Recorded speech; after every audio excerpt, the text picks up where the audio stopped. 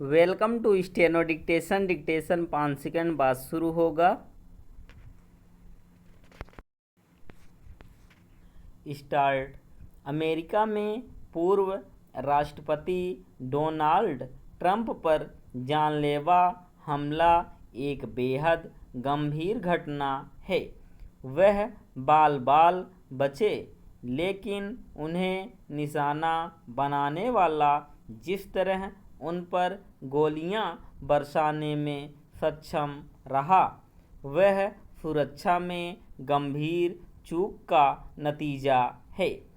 यह इससे स्पष्ट होता है कि हमलावर की गतिविधि के बारे में ट्रंप की रैली में आए लोगों ने सुरक्षाकर्मियों को बताया भी था, लेकिन उन्होंने अपेक्षित कार्रवाई नहीं की। चूंकि हमलावर मारा गया है, इसलिए यह जानना कठिन हो सकता है कि ट्रंप को निशाना बनाने के पीछे उसका उद्देश्य क्या था, लेकिन इससे इनकार नहीं कि यह घटना उस विषाक्त राजनीतिक वातावरण का परिणाम जान पड़ती है जो अमेरिका में पिछले कुछ समय से व्याप्त है। चिंता की बात यह है कि यह विषाक्त राजनीतिक वातावरण दिन प्रतिदिन गहराता जा रहा है। अमेरिका इस समय राजनीतिक और वैचारिक रूप से इतना अधिक विभाजित है कि उसका दुष्प्रभाव पूरे समाज पर पड़ रहा है।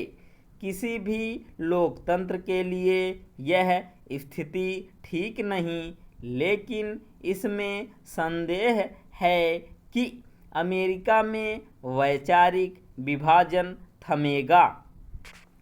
अमेरिका में राष्ट्रपति, पूर्व राष्ट्रपतियों और राष्ट्रपति पद के उम्मीदवारों पर हमले का एक इतिहास रहा है। इस हमले में कई नेताओं की जान भी जा चुकी है।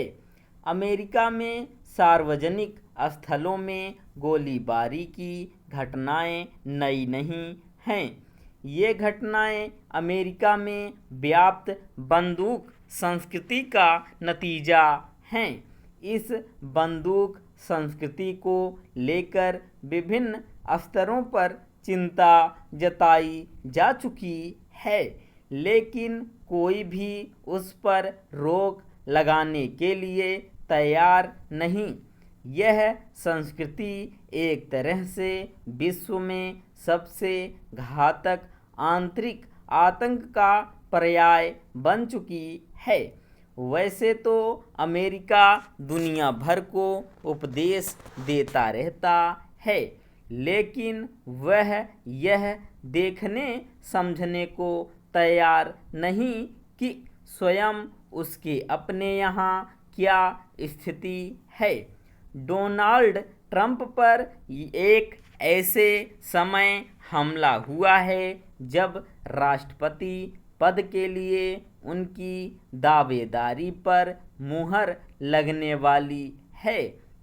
इसके भरे पूरे आसार हैं कि इस हमले के बाद ट्रंप को सहानुभूति का लाभ मिलेगा। इससे वर्तमान राष्ट्रपति जो बाइडेन की कठिनाई बढ़ सकती है, इसलिए और भी क्योंकि उन पर पहले ही यह दबाव है कि वह अपनी शारीरिक और मानसिक स्थिति को देखते हुए राष्ट्रपति का चुनाव लड़ने से पीछे हट जाएं।